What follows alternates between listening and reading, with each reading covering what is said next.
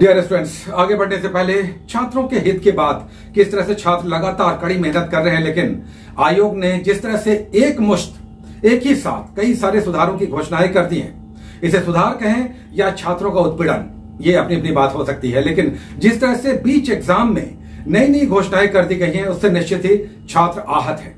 और इसको लेकर कल यानी 26 तारीख को बहुत सारे स्टूडेंट्स बीपीएससी गेट पे जा रहे हैं। शायद चेयरमैन को ज्ञापन देना चाहते हैं, उन्हें अपनी पीड़ा, अपनी व्यथा बताना चाहते हैं कि किस तरह के हालात से वे गुजर रहे हैं। चेयरमैन सर को यह समझना चाहिए कि किस तरह से साल भर छात्र मेहनत करते हैं और उन्हें 1 या 2 ऐसे एग्जाम्स मिलते हैं जिसमें भी कई सारी धांधलियां हो जाती हैं। कभी कैंसिल हो गया, कभी क्वेश्चन आउट हो गया, तो इसे कौन समझेगा बताइए। हमारे जो प्रतिनिधि हैं वो सामने नहीं आते। चेयरमैन सर बोल देते हैं ऐसे ऐसे होगा, आपको इसे फेस करना है, इसे फॉलो करना है। तो ऐसे में छात्र 11 बजे शायद टाइम रखा गया है, कल 26 तारीख को जा रहे हैं, चेयरमैन से मिलना चाहते हैं, अपनी बातों को रखना चाहते हैं। जरूर चेयरमैन सर को समझना चाहिए, सुनना चाहिए, इसलिए कि अगर बात उन तक नहीं पहुंचेगी तो फिर कैसे उन्हें भी पता चलेगा कि छात्र अपने छोटे से बंद कमरों में, जहां सही ढंग से रोशनी भी नहीं आती, अपना पूरा जीवन दांव पर लगाते हुए सालों भर जूझते रहते हैं। एनीवे, चलिए, आपका एग्जाम का जो टेंटेटिव डेट है, अभी तक एग्जैक्ट डेट नहीं आया है। शायद चेयरमैन सर भी सोच रहे हैं कि इस डेट पे एग्जाम कराया जाए या नहीं, क्योंकि जिस तरह की स्थिति है, मेंस का एग्जाम है यूपीएससी का, मेंस, और बीच में ये प्रीलिम्स है, तो मेंस और प्रीलिम्स के बीच सामंजस्य बिठाना, 2 दिन का गैप, यहां दौड़े कि वहां दौड़े, इस पेंडुलम की स्थिति में शायद छात्रों का अहित ही होगा। तो इसे समझना चाहिए हर किसी को, और इसका कोई रास्ता निकालना चाहिए बीच बचाव का, कि किस तरह से आपकी भी बातें रह जाए और छात्रों का हित भी सध जाए, है ना। तो चलिए, 20-22 को अगर एग्जाम हो जाता है, जिसकी काफी संभावनाएं हैं, और इसी को मानकर अब आपको तैयारी भी करना है, तो अभी भी 25 दिन है। इस 25 दिन में अभी भी अच्छा रिवीजन हो सकता है, अच्छी तैयारी हो सकती है। इसमें सबसे महत्वपूर्ण है कि आप किससे फॉलो कर रहे हैं, किस तरह से पढ़ रहे हैं, किस तरह से रिवाइज कर रहे हैं या कर रही हैं, है ना। यह बात आप जान लें कि बीपीएससी का एग्जाम जीके का एग्जाम नहीं होता है।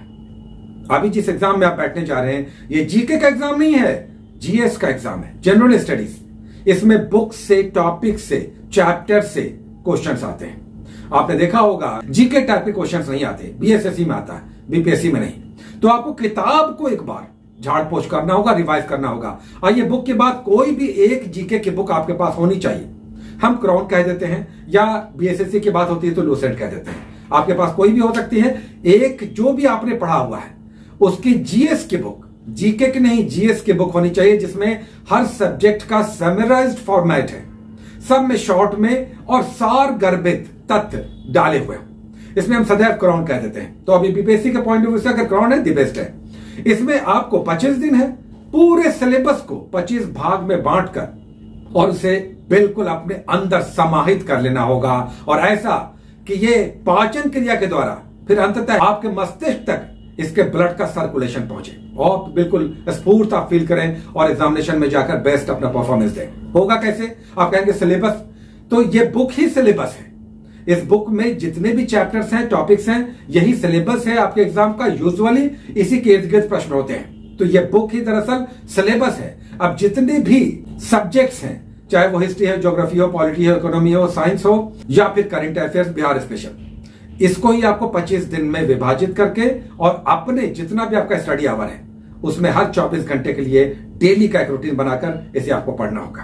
पेड कोर्स में तो हम यही कर रहे हैं, पूरे सिलेबस को हमने 25 भाग में बांट दिया है, और हर दिन का एक खाका स्टूडेंट्स को करना ही पड़ेगा। आप भी ऐसे ही कीजिए, अपने स्तर पर 25 भाग में बांटिए, हर सब्जेक्ट से एक एक टॉपिक उठाइए, ऐसा कि 25 दिन में ये सब हो जाए।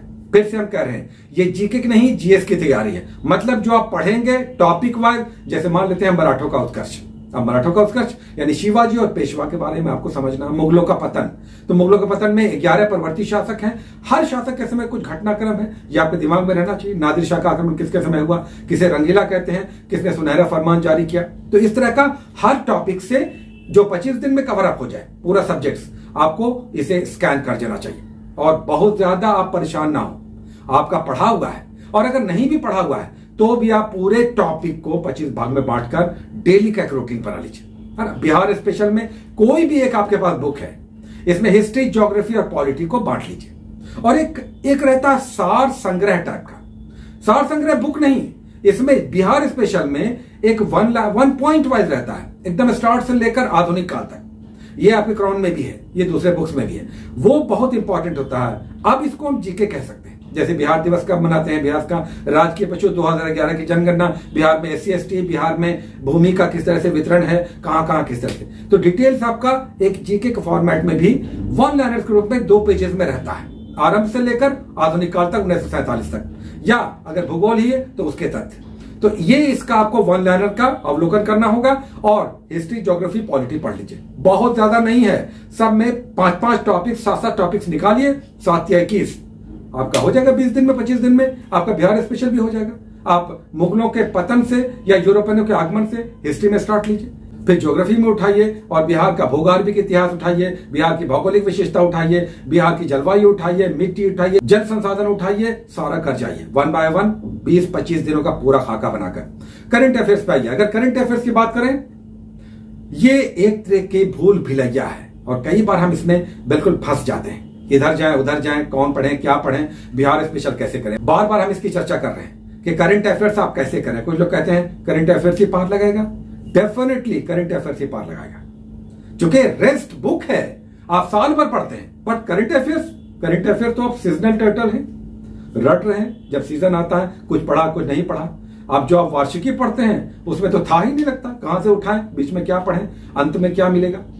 इसीलिए हर महीने पढ़ना चाहिए, लेकिन संभव नहीं होता कई बार। एनीवे, आप वार्षिकी या जो भी, हम स्पीडी फिर से बोल रहे हैं, या आपके पास जो है और एडिटोरियल का एक ले सकते हैं, ये दोनों तो मस्ट है, ये दोनों को भी कर लीजिएगा, काम चल जाएगा। लेकिन प्रतियोगिता दर्पण का वार्षिकी बहुत अच्छा आया था, लेकिन 386 पेजेस, अब टाइम है 25 दिन, तो ये आप समझ लीजिए, इंपॉर्टेंट आप उसके कर सकते हैं। तो ये सब अच्छी मैगजीन है, घटना चक्र का भी आया है, केबीसी नैनो का भी आता है, दूसरा भी होता है।